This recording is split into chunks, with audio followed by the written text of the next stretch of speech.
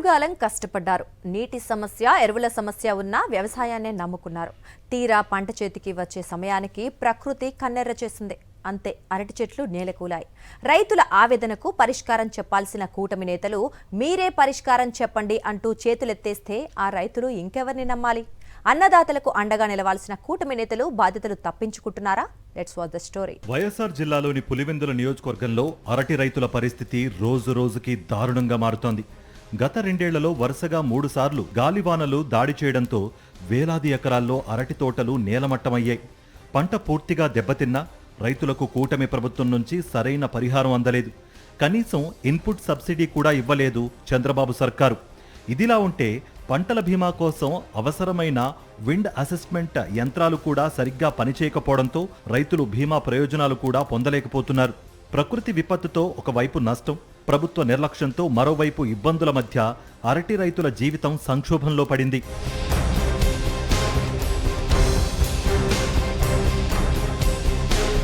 గాలివాన ధాటికి నేల కొరిగిన అరటి చెట్లను చూసి రైతన్న కన్నీళ్లు పెట్టుకుంటున్నాడు. ఇంత భారీ ఎత్తున రైతన్న నష్టపోయినా అధికారులు అటువైపు కన్నెత్తి చూడకపోవడంపై రైతులు ఆగ్రహం వ్యక్తం చేస్తున్నారు. నష్టపోయిన ప్రతి రైతుకు అండగా ఉంటామంటూ కడప ఎంపీ వైఎస్ అవినాష్ రెడ్డి హామీ ఇవ్వటమే కాకుండా స్వయంగా పంట పొలాలను పరిశీలించి రైతులతో మాట్లాడారు. ప్రభుత్వం తక్షణమే స్పందించి రైతులను ఆదుకోవాలని ఆయన డిమాండ్ చేశారు. ఇక్కడ ఈ వెదర్ స్టేషన్లే పనిచేయలే, గాలి వేగం నమోదు చేసే వెదర్ స్టేషన్లే పనిచేయలే. ఇక్కడ మరి ఎవరిది తప్పు? ఇది రైతుదైతే తప్పు కాదు కదా. తప్పు అయితే ప్రభుత్వాన్ని అయి ఉండాలా, లేకుంటే స్టాటిస్టిక్స్ అధికారులదా, లేకుంటే పంటల బీమా సంస్థలదా? మరి తప్పు ఎవరిదో తేల్చుకొని తప్పకుండా ప్రతి రైతుకు ముందుకొచ్చి నష్టపోయిన ప్రతి రైతుకు ప్రభుత్వం ఇన్పుట్ సబ్సిడీతో పాటు పంటల బీమా కూడా తప్పనిసరిగా చెల్లించాలని చెప్పి ప్రభుత్వాన్ని మేమందరం కూడా రైతుల తరపున డిమాండ్ చేస్తా ఉన్నాం. వైఎస్ఆర్సీపీ నేతలు రైతుల పరామర్శలకు వెళ్లడంతో ఆఘమేఘాల మీద స్పందించిన స్థానిక టీడీపీ నేత బీటెక్ రవి రైతుల వద్దకు వెళ్లారు.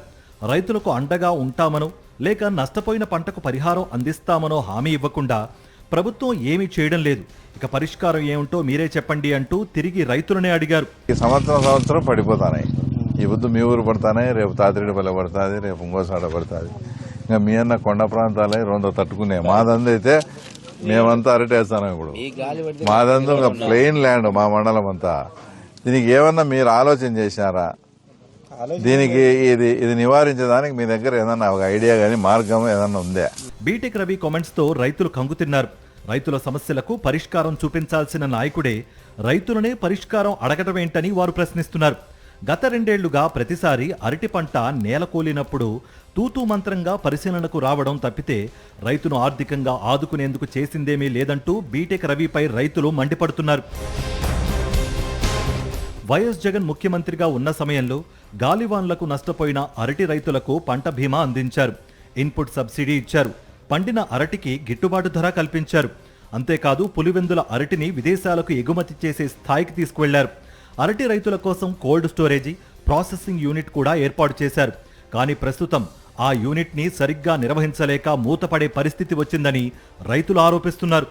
వైఎస్ఆర్సీపీ హయాంలో పంట నష్టపోతే సాయం అందేదని, కానీ కూటమి సర్కార్ అధికారంలోకి వచ్చిన 2 ఏళ్లుగా ఎటువంటి సాయం అందడం లేదని రైతులు వాపోతున్నారు.